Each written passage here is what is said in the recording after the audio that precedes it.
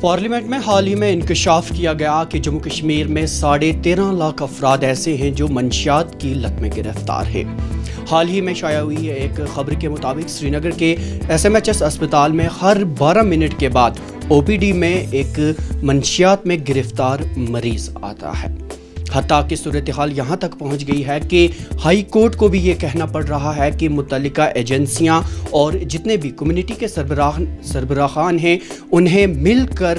اس وبا کے خاتمے کے لیے ٹھوس اقدامات کرنے کی ضرورت ہے۔ جموں کشمیر پولیس کے سربراہ کا یہ کہنا ہے کہ جموں کشمیر میں موجودہ دور میں اگر سب سے بڑا کوئی چیلنج ہے تو وہ منشیات کی لت ہے۔ کیا محرکات ایسے ہیں کہ جموں کشمیر منشیات کی لت میں اس طرح گرفتار ہوتا جا رہا ہے، اور کون سی ایسی تدابیر ہیں جو ہمیں اپنانی چاہیے تاکہ ہم اپنی سماج سے اس وبا کو ختم کر سکیں؟ آج کی اس خصوصی بات چیت میں ہمارے ساتھ بات کرنے کے لیے ہیں والی کشمیر کے معروف معالج اور پدم شری ایوارڈ یافتہ ڈاکٹر اپیندر کول۔ ڈاکٹر صاحب بہت بہت استقبال آپ کا پروگرام میں۔ شکریہ۔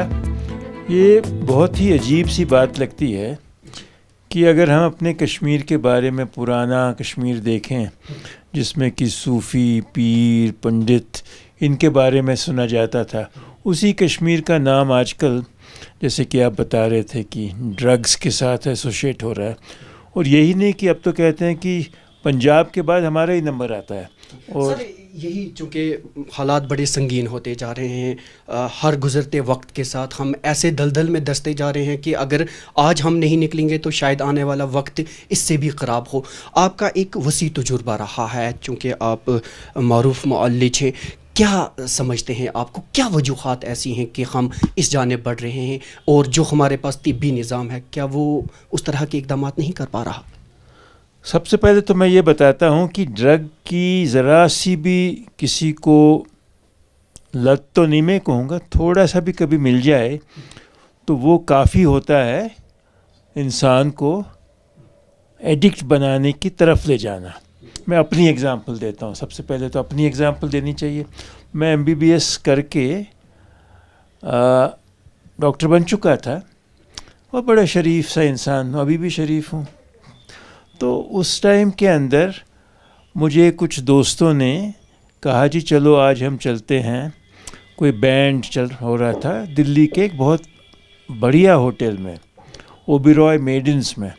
وہاں چلیں گے۔ وہاں کے جو وہ ہیں کیا کہتے ہیں آرٹسٹ ہیں، وہ انگریزی گانے جیز اسپیشلسٹ ہیں، وہ ہیں، وہ لنچ کھلائیں گے ہم کو، کیونکہ وہ میرے مریض بن گئے تھے، کسی کو چوٹ لگ گئی تھی۔ میں کہا چلو یار چلتے ہیں کسی سیٹرڈے کو۔ تو وہاں جب گئے تو کھانا وانا تو کھلایا، اس کے بعد دیکھا کہ وہ ایک جگہ پہ بیٹھ کے، مجھے کچھ سمجھ نہیں آ رہا تھا، اتنا معصوم تھا۔ ایک سگریٹ چلی ایک کونے سے اور وہ دوسرے کے پاس آئی، تیسرے کے پاس آئی، میرے پاس آئی، مجھے سب پتہ نہیں ہے کیا ہے۔ تو میں نے پی، سگریٹ پیتا تھا میں کبھی کبھی، پی تو میں بھول گیا کہ آگے پاس کرنی ہے، تو میں دوسرا کش لگایا، تیسرا لگایا، پھر ساتھ میں جو بیٹھا تھا اس نے ایک دھکا مارا مجھے کہ میری باری ہے، میں نے دیا اس کو۔ پھر ایک اور چکر لگا، بس اتنا ہی تھا۔ میں نے اپنے جو دوست مجھے لے گیا تھا کہا چل بھائی گھر چلتے ہیں، تو 3 ویلر کے پیچھے بیٹھے، اور یہ کشمیری گیٹ، جن کو دلی کے بارے میں پتہ ہے، کشمیری گیٹ سے ہمیں جانا تھا ساؤتھ دلی۔ اس کے راستے میں لال قلعہ بھی آتا ہے، جامع مسجد آتی ہے، دریا گنج آتا ہے، دلی گیٹ ہے۔ مجھے لگا کہ میں آسمان میں اڑ رہا ہوں اور گوتے کھا رہا ہوں ان کے کیا کہتے ہیں کلاؤڈز کے، بادلوں کے۔ اور اس کے اگلے دن ختم ہو گیا صاحب، لیکن یہی ہوا ہے کتنا مزہ آیا، کل کسی طریقے سے اور لی جائے۔ کیا آپ کی اس مثال سے ہم یہ سمجھیں کہ یہی شروعات ہوتی ہے؟ یہی شروعات ہوتی ہے، اور اگلے دن میں نے پوچھنا شروع کیا، ابھی اتنی ایڈکشن تو ہوئی نہیں تھی، تو بھی بیچ بیچ میں پوچھا یار کبھی کبھار تو ہو جانی چاہیے۔ پھر کسی نے بتایا یہ جامع مسجد میں جاؤ تو مل جاتی ہے۔ تو ہمارا کالج جامع مسجد سے بہت دور نہیں تھا، مولانا آزاد میڈیکل کالج سے جامع مسجد جو ہے 1.5 کلومیٹر کا رستہ ہے۔ تو چلے گئے ایک دن دوپہر میں، کچھ کام نہیں تھا، تو وہاں پہ کسی سے پوچھا، کس نے کہا وہاں ایک جگہ کھڑے رہنا بس، آپ جواہر ہوٹل ہے وہاں بڑا مشہور، جہاں اچھا گوشت ووشت ملتا ہے، تو کوئی اپنے آپ ہی آپ کے پاس آ جائے گا۔ تو ہم کھڑے ہو گئے وہاں پہ، ادھر ادھر دیکھتے رہے، اتنے میں ایک آیا میلے سے کپڑے پہن کے ایک انسان، اس نے کہا مال چاہیے، مال چاہیے، تو کہا چاہیے۔ تو 10 روپیہ اس نے لیے اور تھوڑا سا چاندی کی پڑیا میں ڈال دیا, اور پھر ہم گھر پہنچے, ہمیں یہ بھی نہیں پتہ ابھی پڑیا کا کریں کیا. پھر کسی سے پوچھا, اس نے کہا ارے بیوقوف, یہ اس کو سگریٹ, 4 مینار سگریٹ میں سے تمباکو نکالو, اس کو تھوڑا سا گرم کرو, اس کو ملاؤ اور اس کے بعد کش مارو. تو سر کیا اسی تو طرح میں بتا رہا ہوں ایسے عادت ہوتی ہے. اب خدا کا فضل ہے, میں 2-4 بار کے بعد ہی چھوڑ کے اپنے کام میں لگ گیا اور ڈاکٹر اپنا ٹھیک بنتا رہا ہے, کبھی اس کی طرف دیکھا نہیں. لیکن یہ مثال میں اس لیے دے رہا ہوں کہ کیسے لت لگ سکتی ہے. تو سر یہ جس ٹرینڈ کی آپ بات کریں, کیا یہی ٹرینڈ جموں کشمیر میں بھی دیکھا جا رہا ہے یا کوئی اسپیسیفک پیٹرن دیکھ رہے ہیں؟ نہیں, اب جموں کشمیر میں تو ایسا ہے کہ مطلب جہاں بھی ڈرگز آتی ہے, ہم کشمیر میں بیٹھے ہیں تو ہم کشمیر کی بات کریں گے. آپ امریکہ میں ہو, انگلینڈ میں, ہر دنیا میں تو ڈرگز ہے نا. کہتے ہیں پتہ نہیں کتنے 25 ملین لوگ ہیں جو کہ ڈرگ ایڈکٹ ہیں دنیا بھر کو اگر ملایا جائے. تو آتی ایسے ہی ہے, کئی باری تو ایسی آتی ہے کہ انسان کو کچھ کرنے کو نہیں ہے, جاب نہیں ہے, ڈپریسڈ ہے, کچھ مایوسی کے وجہ ہے, تو اس کو کوئی سمجھاتا ہے, بتاتا ہے یار تو مایوس کیوں ہوتا ہے, وہ گروپ ہے وہاں پہ دیکھ کتنے خوش ہوتے ہیں, شام کو کھیل رہے ہوتے ہیں پارک میں, جا ان کے پاس کہانی سنا, وہ وہاں سے پکڑ لیتا ہے. یہ دوسرا ہوتا ہے کہ اس کو کوئی چوٹ لگتی ہے, کوئی زخم لگتا ہے, بہت درد ہوتی ہے, اس کو مورفین کا انجیکشن لگانا پڑتا ہے, تو وہ انجیکشن لگایا, اس کو درد ٹھیک ہوتی ہے, پھر اس کو دوبارہ لگانے کی ضرورت پڑتی ہے. تو اس کو اتنا سکون سا آ جاتا ہے کہ یہی ہوتی ہے ایڈکٹنگ پراپرٹی. دماغ کے اندر ایک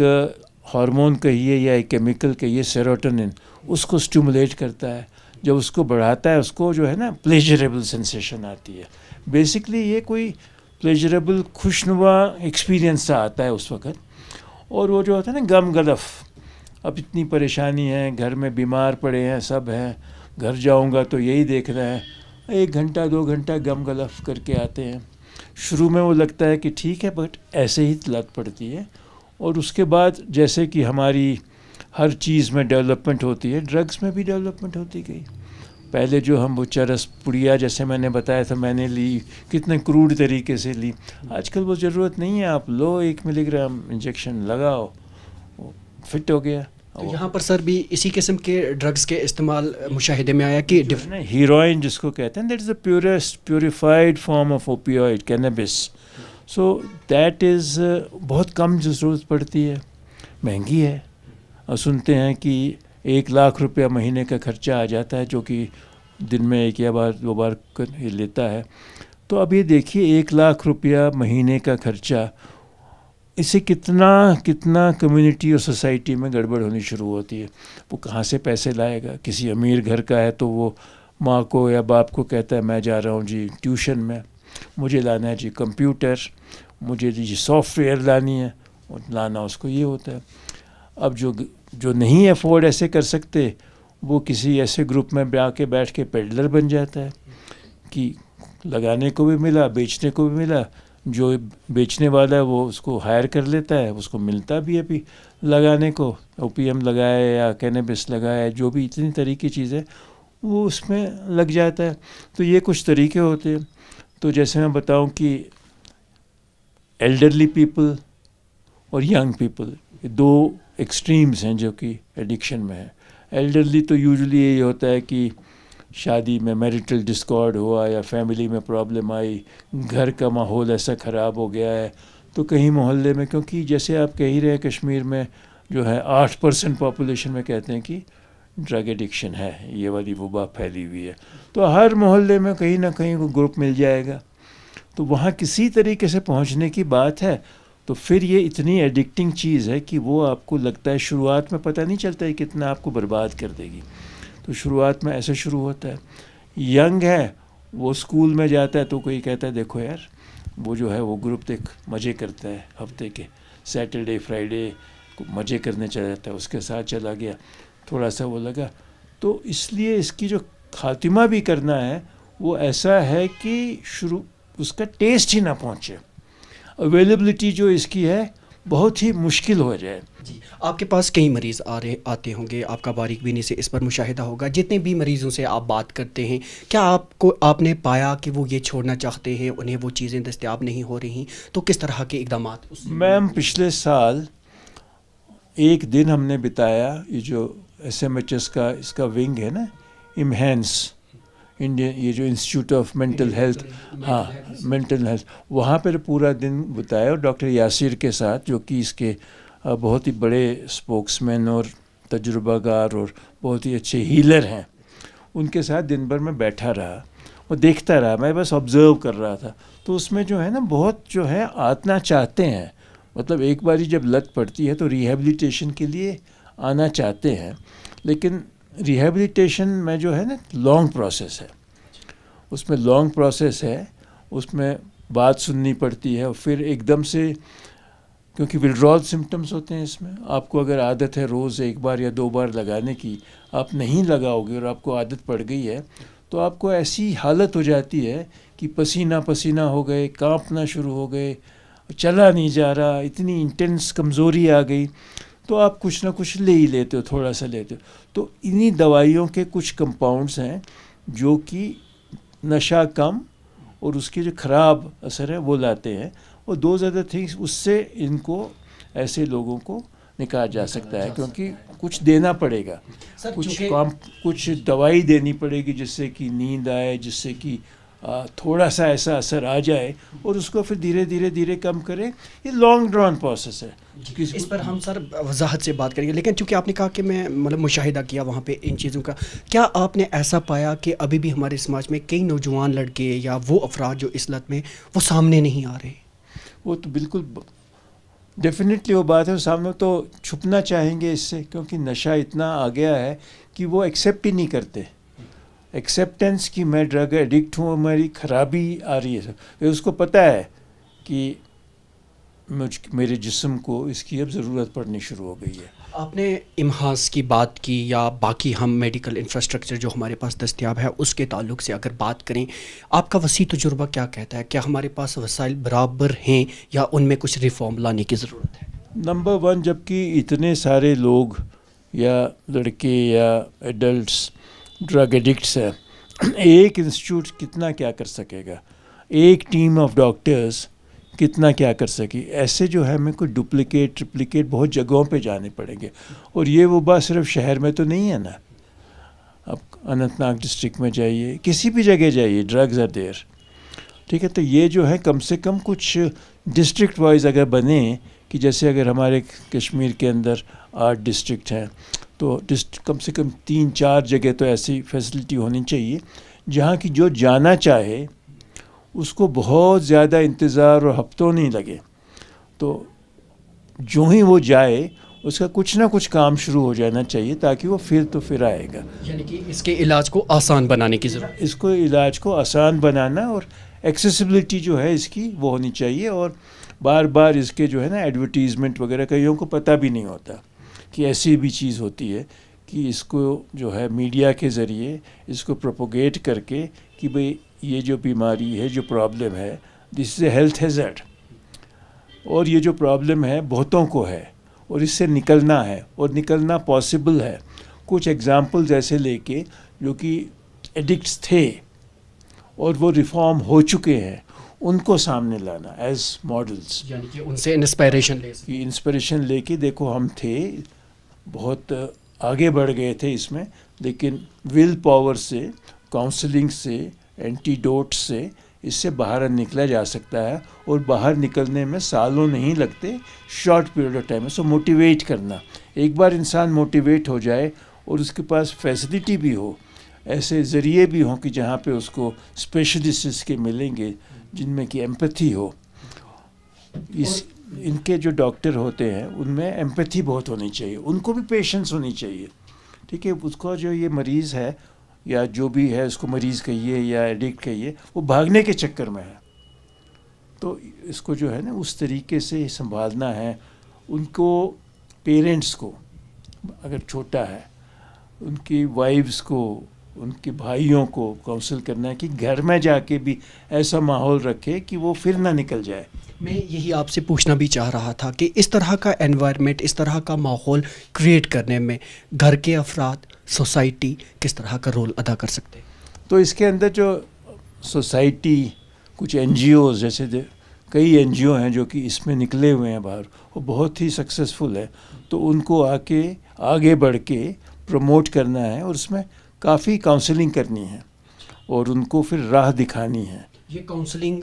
والدین اور سوسائٹی کو کے لیے بھی ضروری ہے؟ سوسائٹی کو بھی دینا بہت ضروری ہے، کیونکہ جو بھی ایڈکٹ ہوا وہ کسی گھر سے نکلا، اور اس گھر کے ماحول سے نکلنے کے لیے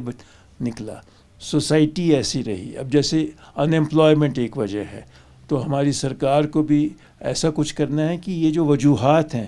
پریسیپیٹیٹنگ فیکٹرز فار جس کو کہتے ہیں کہ ڈوبتے کو تنکے کا سہارا، تنکا جو ہے ڈرگ نہیں بننا چاہیے.